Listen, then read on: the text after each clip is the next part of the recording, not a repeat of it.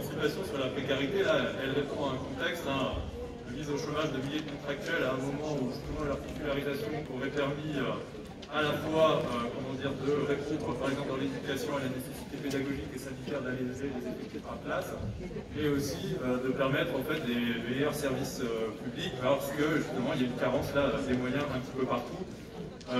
Il est marqué aussi le contexte par la mobilisation de personnel précaire comme les assistants d'éducation et assistantes scolaires en situation de handicap pour l'égalité de traitement vis-à-vis de la prime REP par exemple, ou encore leur titularisation.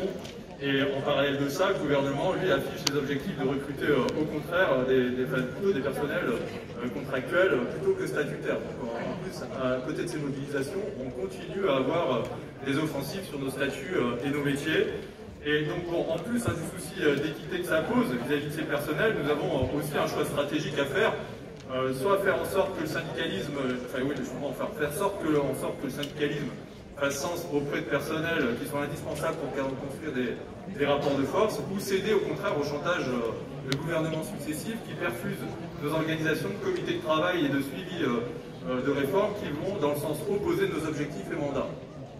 Pour engager des rapports de force et sortir de ces ornières, avec les précaires de la fonction publique, notre fédération gagnerait à inclure la revendication de réemploi et titularisation immédiate et sans condition de concours d'inationalité de tous les non-titulaires qui le souhaitent, et d'organiser aussi le suivi du réemploi des précaires sur le terrain, et en favorisant aussi leur mobilisation au sein de collectifs intersyndicaux. Alors notre motion, elle s'arrête là, pour ne pas rajouter trop d'éléments de débat, oui, on est quand même sage à l'émancipation.